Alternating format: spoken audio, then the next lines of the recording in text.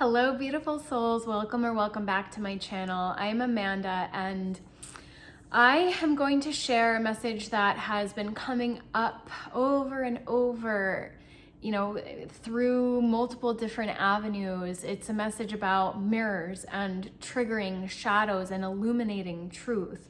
So many people who are here on this journey of spiritual awakening and embodying their deeper truth and expanding their consciousness wind up finding themselves in rather challenging situations and relationships. And the truth is that, especially people who resonate with this message, many of us may identify as empaths.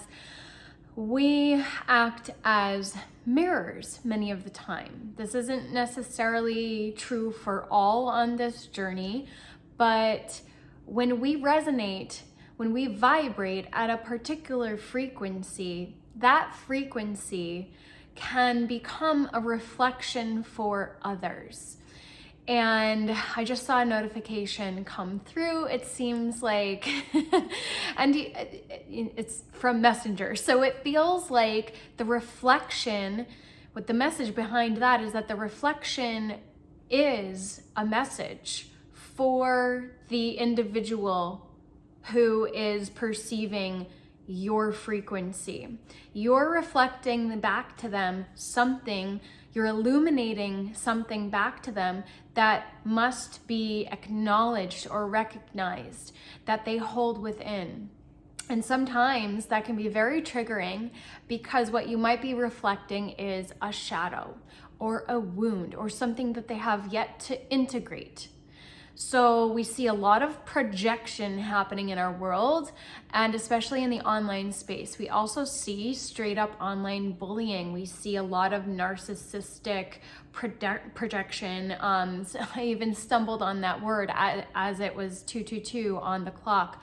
So I have dealt with this myself a fair amount, and I'm speaking from a space of emerging from that cycle. It was a very deep, complex, karmic cycle that I had to clear.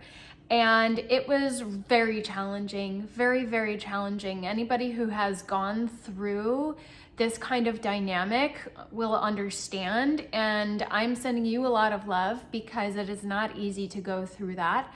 And, a lot of people, I hesitated to share a lot of this because I never wanted to step forward and share the message from the perspective of sounding like a victim, because often it can be perceived that way by others. Oh, you're just playing the victim, blaming and shaming. And no, that is not the intention behind this. It is to shed light on these very real dynamics and patterns that occur within people. But especially as we embark on this journey of spiritual awakening and expansion, our frequency continues to rise, and that can be very, very triggering for people around us, including others who are on the spiritual path. It may trigger jealousy, envy, resentment, and all sorts of other shadowy energies. We can say darker, we can say lower, but they're denser energies. They're very karmic energies that people hold. And again, this isn't to judge, because we all choose a particular soul journey and path for our greatest soul expansion. So those people doing that have a particular soul lesson that they are here to learn. Their soul contracted to be the bully, to be the one. And we can play both roles, okay? So within one situation, we can be the quote unquote victim. And within another situation, we can be the one projecting. So this is where, as a mirror, we have to get very, very clear about what is ours and what is not. We have to get very, very clear in our truth. We have to clear out our vessel as well, so that we can be a clear mirror that is not projecting from our own distortion, from our own sense of illusion. Now, it's challenging, and I just saw a mirror number, 515. It is very challenging to be able to step back and step out of your little fishbowl. That is actually an image that I was lucky enough. I'm in Northern Florida on my own journey out of the state, having left behind this very long paradigm. I'll be sharing more about this soon. As I exit physically this cycle, I'm feeling more grounded in my capacity to share some of what I've gone through. But right now, the message 555, I've been seeing a lot of as well, just saw that on the timer, is, to share this general theme, because I have seen multiple people bring this up in different forms as well. And it's something that I have been grappling with and getting myself out of. And another mirror on the wall. So often there is something that they're reflecting to us that we still have to integrate ourselves, to be sure, 100%. But a lot of the time, the lesson is to not take on the projection, because what narcissists are really good at doing is manipulating, gaslighting, and projecting their own wounds onto you and making you feel like you're the problem and that you contain that issue that they contain. So that is what projection is. They have this energy, this frequency that is not savory. They don't like to feel it. They get uncomfortable. And because they're not ready to face that shadow within themselves, they immediately see you, the mirror, as the problem, because they think that the energy is coming from you, when really you are reflecting back to them something that they hold within. So I think many of us understand that dynamic of the mirror, but what we also have to remember and what we have to embody in order to step forward empowered is that projection is not ours to take on. We have a lot of codependency and enmeshment and lack of boundaries kind of issues to work through. So what is our lesson? What is your lesson, if you resonate with this, is boundaries, is getting very clear on what is my energy and what is their energy, and to not take that on, to not take on their projection that is coming from a space of jealousy, fear, resentment, the sense of lack of control, the sense of goodness knows what else, self-hatred. Honestly, people who operate that way, there is often underlying all of that a deep layer of self-hatred, which is a very extreme frequency to hold. And so the other lesson here is to forgive and to hold compassion for people where they are on their journeys, to not take the energy on, to remove yourself with grace, and to move forward, sending love and compassion, transmuting it, sending that energy into Gaia to be transmuted or transformed, or to call in frequencies from the heavens above, the angelic realms, to transmute that frequency with love and light, sending it down into earth. If you are holding on to it in your nervous system, because this is the thing, it can really deeply trigger our nervous system when that very heavy, intense energy is being spewed at us. And literally that is what I have experienced myself in the past. And I've heard more than once completely different people, completely different situations say to my face, well, if I'm doing this, maybe you are too. Couldn't that be true? When I reflected to them something that was a blatant lie that they had made up in their head, I was like, well, no, that is not what happened, because this was the situation. And instead of apologizing, and it was a a lie that really would put me in a horrible light. And that would have had very negative implications if I had behaved in that way, or my actions had been in alignment with their assumption. And instead of saying, my apologies, that was a misperception on my part, it was, well, if I can have a misperception, couldn't it be true that you do too about the situation? So that is a huge clue when people react like that they are in this dynamic of manipulation, and that you are mirroring back to them something that they are not ready to face. Mirrors trigger spiritual awakenings, but first we trigger the shadows, and many people are not ready to face that frequency yet. So they wind up spewing it back to you, making it seem as if you are the problem. In another case, well, I used to be that way and I see it in you, so I'm just trying to help you. I just saw 11:11 on the clock. And that is highly manipulative as well, because maybe that doesn't actually exist within you, but they want to see it in you because they want to see that they're not the only one that acts that way or holds that kind of yucky bullying energy. I used to be a little shit and you are too. I'm trying to help you. Like, whoa, that's really dark. That's really manipulative. And that's really quite sad, honestly. So again, this is where we get to transmute the energy, recognize that that person is hurting and in a space of self-hatred. And if they're going to continue to pummel you, then you walk away 100%. There is no room for tolerating abuse, even if it's in the context of, you know, a friendship, a boss. It doesn't have to be an intimate relationship. It can be parents, it can be friends, it can be healers, it can be bosses, it can be every iteration of dynamic. And so we get to leave.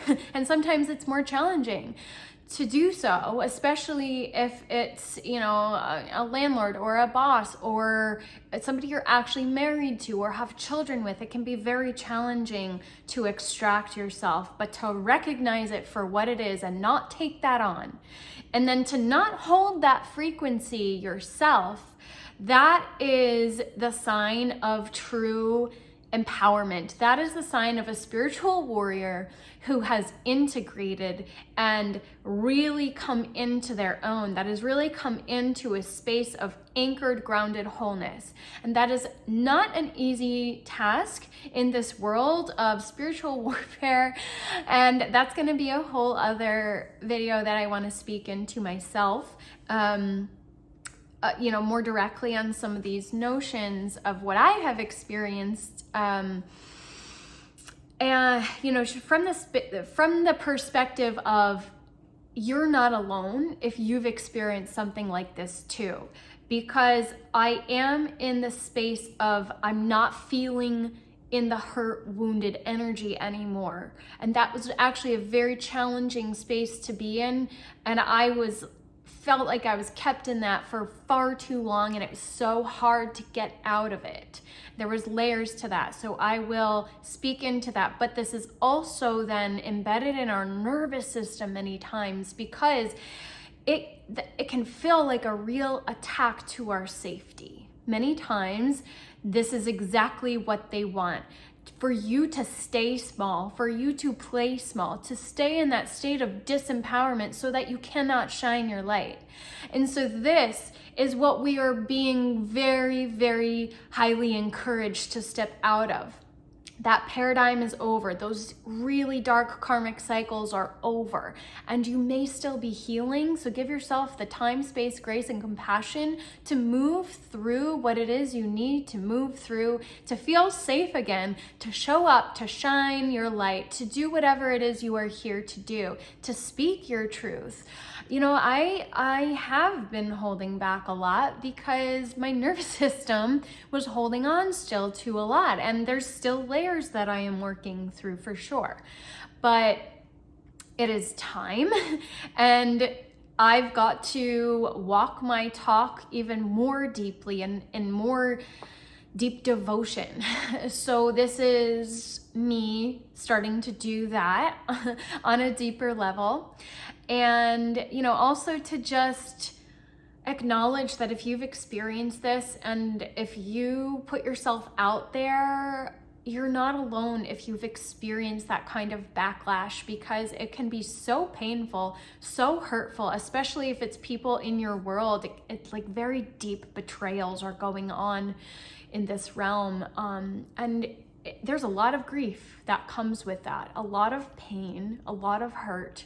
And it can feel physical, even if it's emotional. Emotions create chemicals within the body. And so we have a physical response to that in many cases. And, in other lifetimes, it may have actually put us in danger physically, not just emotionally. So this is a trap that we are finally being freed from, the disempowerment trap. And it is time for us to fully own our power, to fully step into our power. So our solar plexus chakras are really highlighted right now as we're stepping into more sunshine with the seasons. We just went through a lot of intense energies since the equinox and the eclipses and all of that.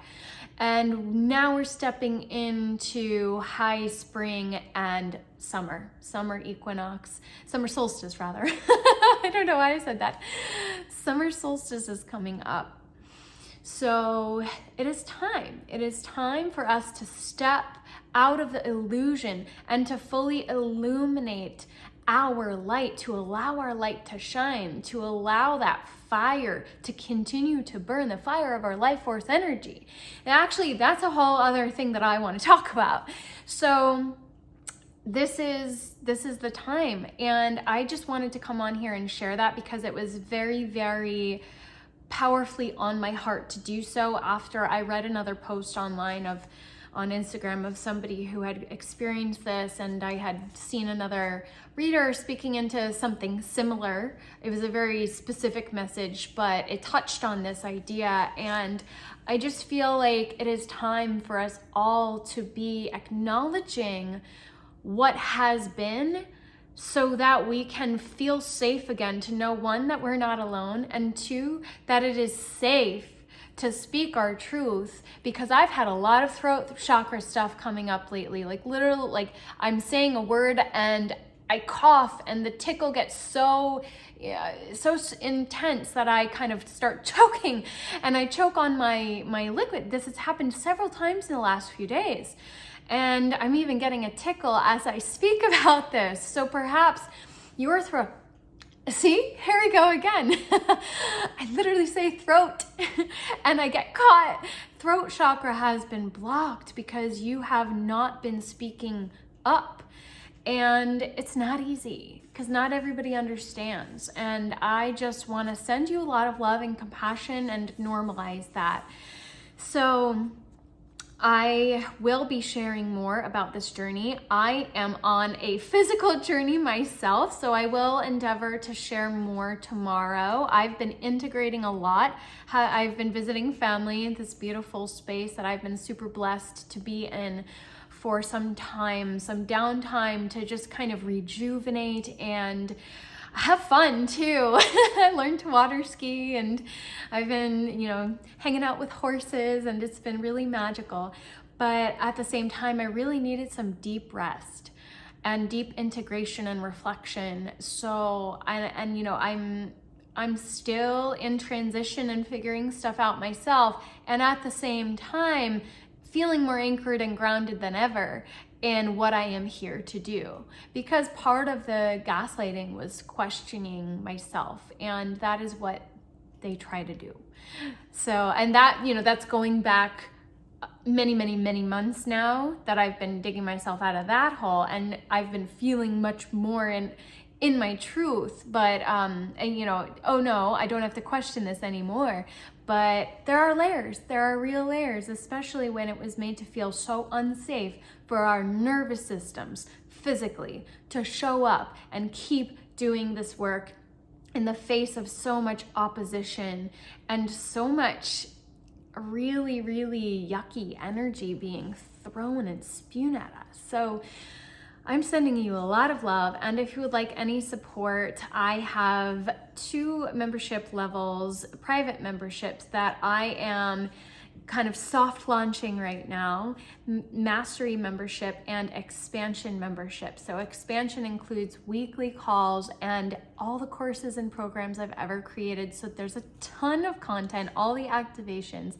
And the Mastery membership includes a lot of the foundational pieces. So if you feel that you're kind of earlier on your journey, or just wanting to shore up those foundations like breath work and getting your body right and having that clarity again, that is probably a good place for you to begin.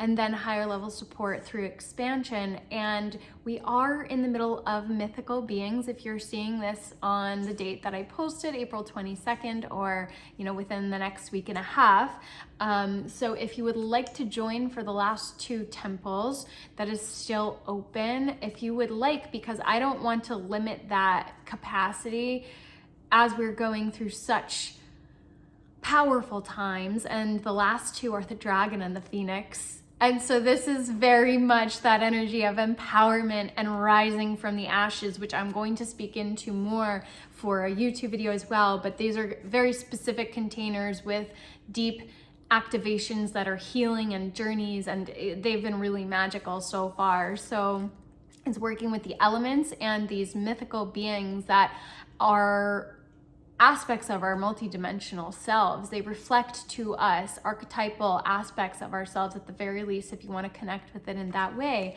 So the unicorns, the mermaids, the fae, we've worked with all 3 of them so far. And next up is dragons, and then the phoenix, and this aurora frequency that's been coming in. So all of that is available, and I am opening up one-on-one intuitive soul guidance sessions again if you're interested. I just saw 2211 on the clock. So I'll drop my email below. I'm sending you much light and love, and I will see you soon, beautiful souls. Oh, 2222. Please, if this resonates, I so appreciate the likes, subscribes, and the comments, of course. If this resonates with you, by all means, I love to hear in the comments. I always forget to say this, but yes, I love the engagement and so appreciate your energy. So I'll see you soon.